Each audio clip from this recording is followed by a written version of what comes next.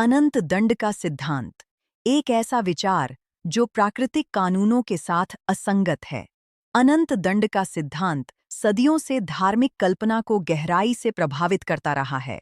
यह विचार प्रस्तुत करता है कि आत्मा को एक ही जीवन में किए गए गलतियों के अंतिम परिणाम के रूप में अंतहीन दुख भोगने के लिए दंडित किया जा सकता है। आत्मवाद इस सिद्धांत का विश्लेषण तर्क, नैतिकता और प्राकृतिक कानूनों के प्रकाश में करता है, इसकी सीमाओं और असंगतियों को दिखाते हुए। तर्क के दृष्टिकोण से अनंत दंड का विचार न्याय के विचार के साथ संघर्ष में है। यह तर्कसंगत नहीं है कि सीमित गलतियां, जो अज्ञानता, अपरिपक्वता या भावनात्मक दबाव की परिस्थितियों में की गई हैं, अनंत दुखों का परिणाम बने।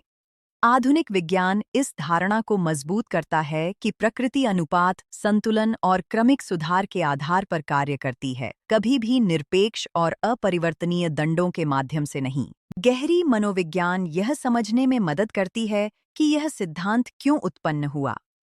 प्राचीन समाजों में डर नैतिक नियंत्रण का एक उपकरण था। शाश्वत दुख की धमकी उन संदर्भों में एक व्यावहारिक ब्रेक के रूप में काम करती थी जहां नैतिकता, चेतना और आंतरिक जिम्मेदारी के बारे में अभी तक समझ नहीं थी। हालांकि यह आतंक पर आधारित मॉडल अत्यधिक अपराधबोध, भावनात्मक पैरालिसिस और आलोचनात्मक सोच से दूर ले जाता है। स्पिरिटिज्म एक अधिक सुसंगत दृष्टिकोण प्रस्तुत करता है। आध्यात्मिक दुख मौजूद है, लेकिन यह हमेशा अस्थायी, शैक्षिक और अनुपातिक होता है। दंड शाश्वत नहीं होते, क्योंकि चेतना स्थिर नहीं होती। आत्मा सीखती है, विचार करती है, पश्चाताती है और बदलती है। जैसे जीव विज्ञान में जब सुधार की संभावना होती है, तो रोग की स्थायी अवस्थाएं नहीं होतीं, उसी तरह आध्यात्मिक क्षेत्र में दर्द की निश्चित अवस्थाएं नहीं होतीं। विज्ञान इस निरंतर विकास की तर्क को मजबूत करता है। शास्त्रीय भौतिकी यह दर्शाती है कि प्रणालियां संतुलन की ओर झुकती हैं। जीव विज्ञान निरंतर अनुकूलन और पुनर्जनन की प्रक्रियाएं दिखाता है। मानव इतिहास स्वयं यह प्रकट करता है कि व्यक्ति और समाज समय के साथ विकसित होते हैं। स्थायी ठहराव का विचार उस सब के साथ असंगत है जो हम प्रकृति में देखते हैं। इसके अलावा शाश्वत दंड का सिद्धांत प्रेम और दिव्य न्याय के सिद्धांत के विपरीत है।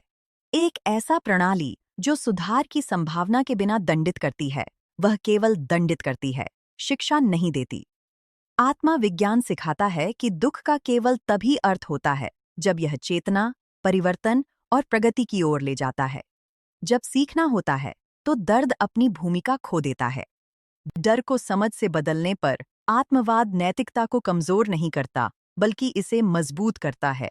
भलाई अब दंड के डर से नहीं की जाती, बल्कि समझ, सहानुभूति और जिम्मेदारी के साथ जी जाती है। जीवन में एकता तब आती है जब हम जानते हैं कि हमेशा फिर से शुरू करने और बढ़ने की संभावना होती है।